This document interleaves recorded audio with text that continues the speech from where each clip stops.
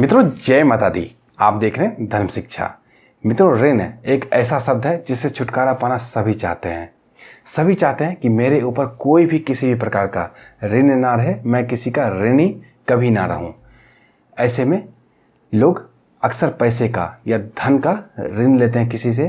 तो धन का या पैसे का ऋण तो चुकाना आसान है फिर भी, लेकिन किसी ने आपकी कभी मदद की है आपके बुरे समय पे, तो उसका भी ऋण आप कभी ना कभी उसके बुरे समय पे उसके काम आकर चुका सकते हैं।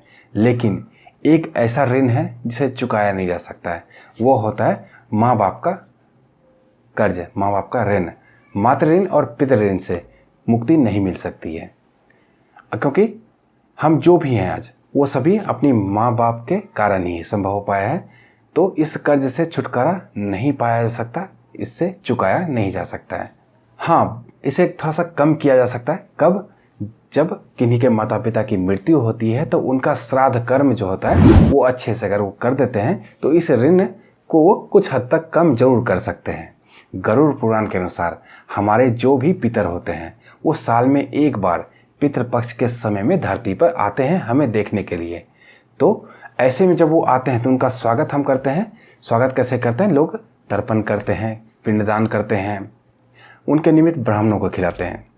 जिनकी जैसी श्रद्धा, जिनका जितना सामर्थ्य, उसके हिसाब से वो अपने अपने पितरों के लिए करते हैं।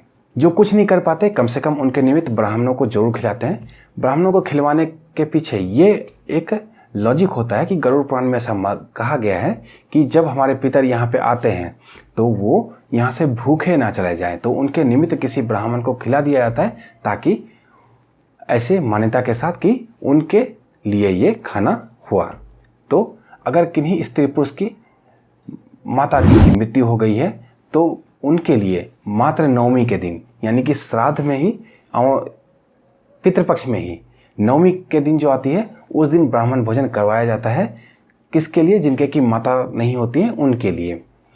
आश्विन मास की कृष्ण पक्ष की प्रतिभा तिथि से जो अमावस्या तिथि होती है वो पूरा का पूरा पितृपक्ष होता है, और आश्विन मास की कृष्ण पक्ष की नवमी तिथि जो होती है उसे मातृ नवमी कहते हैं। तो इस बार 2021 में मातृ नवमी रहने वाली है गुरुवार 30 सितंबर 2021 को। इसी दिन जिनकी भी माता की मृत्यु हो गई है वो अपने माता के निमित्त ब्राह्मण भोजन करा सकते हैं। तो मित्रों यहाँ पे मैंने आपको मातृ नवमी 2021 से संबंधित जानकारी दी है। अगर इस विषय में कुछ और भी आपको जानना है तो कमेंट बॉक्स आपका है, कमेंट बॉक्स में हमसे जरूर पूछें। तो मित्रों मिलते हैं इसी तरह की अन्य ज्ञानवर्धक वीडियो के साथ। तो देखते रहिए धर्म शिक्षा। जय माता दी।